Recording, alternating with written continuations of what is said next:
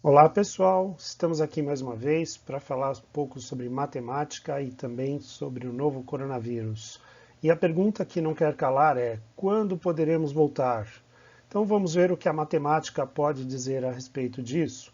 Vai deixando o seu like, se inscrevendo no canal, porque toda semana nós teremos novidades sobre assuntos bastante interessantes, não só de matemática, mas também sobre computação, informática, robótica, que são os assuntos que eu curto, os assuntos que eu gosto de compartilhar, ok? Então vamos lá. Nós vamos trabalhar com a curva normal, que é uma distribuição bastante comum na natureza. Ela foi observada pela primeira vez por Carl Friedrich Gauss no século XVIII, em seus trabalhos sobre astronomia, por volta de 1810, na verdade, século XIX. Motivo pelo qual também chamamos essa curva ou essa distribuição de gaussiana.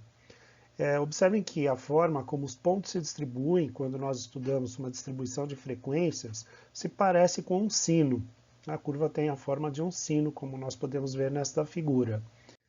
A curva normal ela é determinada por uma função exponencial, que está aparecendo aqui, e ela depende da média populacional, da variável que estamos observando, e também da variância populacional.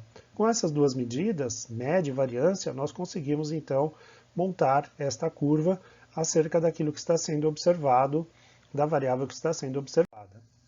Existem vários tipos de curvas normais, dependendo então desses dois parâmetros, né? Se elas têm, então, menos variância, se elas são menos dispersas, elas são mais altas, como a curva azul. Mas se elas têm uma dispersão muito grande, elas se assemelham à curva laranja, que tem uma dispersão bastante grande, ela é bastante achatada. Você já deve ter ouvido bastante esses nomes por esses tempos, né? Achatar a curva, e exatamente essa a observação que tem sido feita, né? Trabalha-se sempre com esse modelo preditivo a respeito da utilização da forma da curva normal. Então, vamos estudar um pouco mais também sobre isso. Já que elas explicam diversos fenômenos na natureza, existem vários estudos que analisam essas curvas como preditivas, né, como uma previsão para o comportamento da pandemia do novo coronavírus.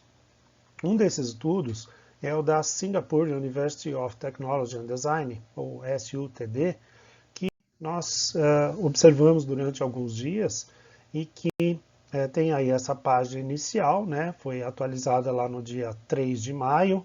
Eu fui fazendo observações a respeito desse estudo, né, um estudo bastante interessante, bastante sério. Porém, no dia 8 de maio, foi colocado aqui no site e que eles descontinuariam atualizações diárias em breve, né? E eu pude então capturar algumas informações para mostrar para vocês os estudos que eles fizeram sobre a utilização das curvas normais dentro dos comportamentos por alguns países, né? Então nós temos aqui no gráfico o comportamento da pandemia na Espanha.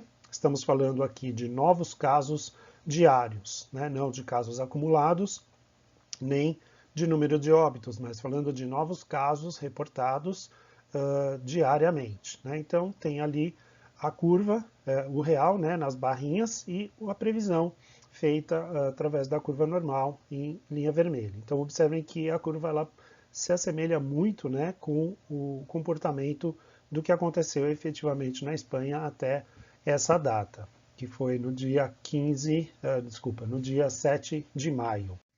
Na Suíça também foi utilizado a mesma curva, né? Claro que cada curva, como nós mostramos naquela outra figura, né, tem um mais achatado ou menos achatado, uma altura diferente, enfim. Cada curva vai sendo adaptada para a realidade daquilo que se está estudando. Então essa é a curva da Suíça. Observem também como ela cabe muito bem no estudo. Aqui da Itália, né, só estamos mostrando uma parte da curva, porque ela antes de 10 de maio, ali à esquerda, no eixo Y, ela não estava sendo trabalhada, né, nessa visualização, mas certamente é uma curva normal, como as outras. Aqui na Alemanha, também bastante útil, né, a utilização da normal. Nos Estados Unidos, também é feita a utilização. E, finalmente, no Brasil. Né, e essa curva está um pouquinho achatada, porque ela, na verdade, traz uma visão de uma semana antes. Ela traz a visão do dia 2 de maio, em que nós tínhamos essa previsão e quando nós avançamos uma semana no estudo, ela cresceu, né, porque os dados, né, novos dados coletados nessa semana mostraram um crescimento bastante acentuado nos novos casos reportados, portanto a curva foi ajustada e, enfim, tem sempre que se fazer esse trabalho de ajuste da curva conforme os dados reais vão chegando, né? Se os dados reais se comportam como previsto, não há ajuste ou grandes ajustes a serem feitos, mas se eles são diferentes daquilo que se previu, deve-se fazer então um novo ajuste, um novo estudo para atualizar a curva e poder fazer a partir dela algumas previsões. Então, esse foi o momento que nós tínhamos aqui no dia 7 de maio. Porém, o que aconteceu no dia 11 de maio é que o estudo da Universidade de Singapura foi internalizado, ou seja, a partir desse momento eles passaram a não divulgar mais os dados, então não foi mais possível continuar fazendo esses estudos a partir dos modelos que eu apresentei há pouco. Então, o que fazer? Como continuar a fazer essas previsões sem essa fonte riquíssima de informações que estavam disponíveis até então? Bem, podemos obter dados analíticos e eu escolhi a base de dados da Universidade Johns Hopkins, que está nesse link, que é um espaço disponível para qualquer pessoa buscar, né? São dados abertos, analíticos sobre todas as informações de todos os países a respeito do coronavírus. O segundo passo foi tratar esses dados e montar novos gráficos, e então estabelecer um estudo por meio de uma curva normal para então fazer a análise preditiva a partir daí. Então, essa planilha foi montada a partir então desses dados e eles começam lá no dia 22 de janeiro. Estão aqui colocados os países com maior número de casos confirmados, em ordem decrescente, né? Então aqui temos Estados Unidos, maior de todos, hoje o Brasil em segundo lugar, a Rússia em terceiro, Reino Unido em quarto, Espanha, Itália, França, Alemanha, Turquia, Índia, Irã, Peru, Canadá, China, Arábia Saudita, México e Chile. Nós temos aqui 17 países com os maiores índices acumulados de casos registrados e nós fizemos então um estudo a partir desses países. Trazendo essas informações de uma forma resumida para cá, nós temos que o dia de pico, né, ocorre aqui nos dias 122, 124, 121, mas nós temos que considerar que a partir de 100 casos registrados é o momento em que nós podemos ter uma segurança maior sobre o crescimento real, né? Porque até então aparecem poucos casos isolados, não há uma preocupação das autoridades do país em reportar os casos, em analisar, estão ainda se montando as estruturas. Então, somente a partir de 100 casos, nós temos mais uma condição mais adequada de acompanhamento. Então, nós temos aqui um ajuste para o dia de pico após os 100 primeiros casos. E nós temos que alguns países tiveram aqui marcados em verde casos com o pico atingido bastante rapidamente, né? Que são o caso da China, do Canadá, Turquia, Itália e Espanha. Eles atingiram aqui o pico entre 23 e 27 dias a partir dos 100 primeiros casos. E marcado em vermelho estão os países que têm atingido o pico bastante além disso, né? 67 dias, 65, 71 dias para a Índia, 68 dias para o Brasil, né? Nós temos aqui a média de atingimento do pico relativo então aos 100 primeiros casos, de 46 é a média dos dias, sendo que o maior deles está aqui apontado como sendo a Índia, com 71 dias para o atingimento do pico. O Brasil está em 68 dias, um pouquinho, quase nada melhor do que a China, do que a Índia, mas nós percebemos um comportamento bastante diferente nesses países. O objetivo deste estudo, até esse momento, foi de tentar estabelecer uma regra, alguma média que pudesse ser utilizada de qual é o momento em que se atinge, então, o pico né, observando os países que já passaram por esse pico, como nós vimos naqueles gráficos anteriores.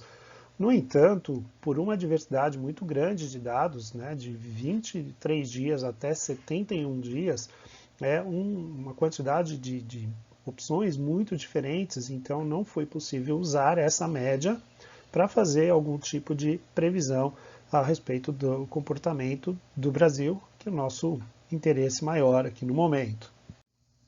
Com isso, nós fizemos então uma adaptação dessa curva e fomos colocando então as informações dos dias ocorrido real, né, conforme a curvinha azul, e a curvinha laranja representa então a normal que foi concebida e montada a partir dessas informações e foi sendo ajustada para trazer o melhor ajuste possível em relação à realidade, né? Nós trouxemos então esse estudo e a partir dele nós podemos saber algumas coisas importantes, como por exemplo, nós atingiremos 97% a partir do nosso pico, né, considerando então aqui que nós já passamos pelo pico, já estamos entrando na parte descendente da curva. Quando nós estivermos aqui nessa primeira barrinha em verde, nós teremos atingido 97% dos casos confirmados durante esta pandemia. 97% terá já sido passado, né, reportado em termos de saber, né, sobre o contágio nessa data, que é exatamente dia 24 de junho. Então, pouco mais de um mês, né, nós teremos 97% da nossa onda já passada. E o outro dado importante é 99%, que vai acontecer uma semana depois, um pouquinho, dia 2 de julho, segundo as nossas previsões, claro, né? E teremos aí uns 100% a partir do 10 de agosto. Né? Então, em 24 de junho, 97%, significa que faltariam ainda cerca de 19 mil casos confirmados, e em 99% faltariam 6 mil casos, um pouquinho mais de 6 mil casos, e no 100% não teria mais nenhum caso. Lembrando que isso sempre é uma curva estatística, né? Não é zero exatamente, mas seriam muito poucos casos que nós teríamos a partir daí, por meio dessa previsão, né?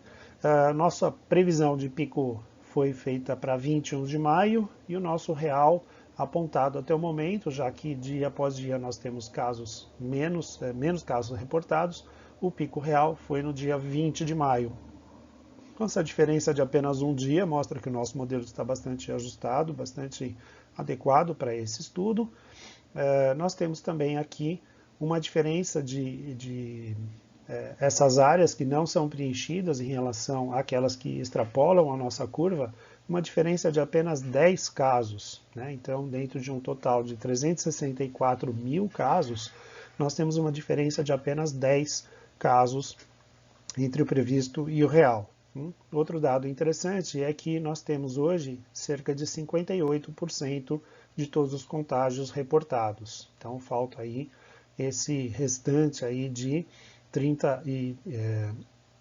58 para 60, 42% para a gente ter de informações sobre novos contágios, ok? Percebam que, embora a curva não seja exatamente, né, adequada aqui, porque ela teria que ficar subindo e descendo, né? Essa curva, por apresentar essa diferença e por chegar em datas tão próximas ao que tem se observado, pode sim ser considerada uma curva bastante boa para a gente fazer, então, essas previsões que eu apontei.